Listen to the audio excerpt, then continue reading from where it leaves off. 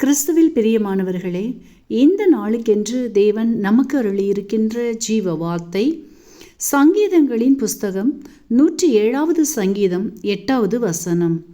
தவனமுள்ள ஆத்துமாவை கர்த்தர் திருப்தியாக்கி பசியுள்ள ஆத்துமாவை நன்மையினால் நிரப்புகிறார்.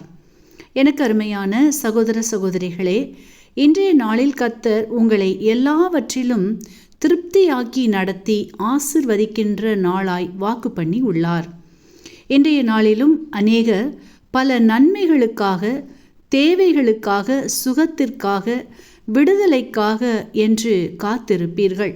அவைகளில் தடைகளும் தாமதங்களும் ஏமாற்றங்களும் அடுத்தடுத்து வந்து உங்களின் ஆத்துமாவை வறண்டு போக பண்ணியும், விசுவாசத்தை இழக்கச் செய்தும், சோர்ந்து போக பண்ணியும், நன்மைகளை பெற்றுக்கொள்ள முடியாதபடியினால் ஆத்துமாவிலே எதிர்பார்ப்பின் பசியோடு காணப்படுகிறவர்களுக்கு கர்த்தர் இன்றைக்கு விசேஷித்த நன்மையினால் திருப்தியாக்குகின்றார். எதிர்பாராத இடத்திலிருந்து நன்மைகளை, பதில்களை பெற்றுக்கொள்ளும்படி செய்து ஆசீர்வதிக்கின்றார். வார்த்தையை விசுவாசியுங்கள், நன்மைகளை பெற்றுக்கொள்ளுவீர்கள்.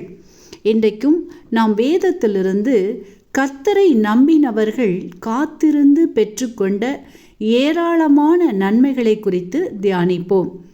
ரூத்தின் புஸ்தகம் 2வது அதிகாரத்தை நாம் வாசிக்கையில் அங்கே ரூத்தை குறித்து பார்ப்போமானால், வாலிப வயதிலே தன் கணவனை இழந்தவளும், தேசத்தின் பஞ்சத்தினால் பிற தேசத்திலே வாழும்படியும் பல இன்னல்கள் துன்பங்களை சகித்தவளும் ஆகிய ரூத்தின் வாழ்க்கையில் கர்த்தர் நன்மை செய்யும்படியும் அவளின் ஆத்துமாவிலே காணப்பட்ட வியாகுலத்தை மாற்றுகின்றார்.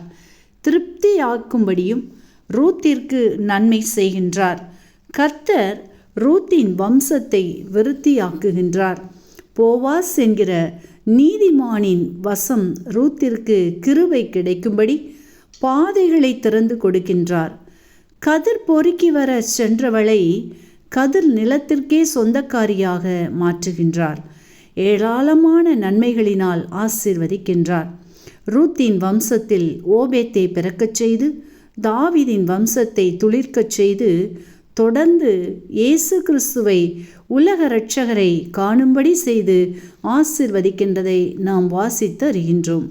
இன்றைக்கும் உங்களுடைய வாழ்க்கையிலும் அநேக வழிகளில் போராட்டங்களும், சோதனைகள், வேதனைகள், பலவீனங்கள், இழப்புகளில் உங்கள் ஆத்துமா வறண்டு போன நிலையில் நம்பிக்கையற்று போனவர்களாய் காணப்படுகிறவர்களே, உங்களின் மாறாவின் கசந்த வாழ்க்கையை கர்த்தர் இன்றைக்கு மதுரமாய் மாற்றுகின்றார்.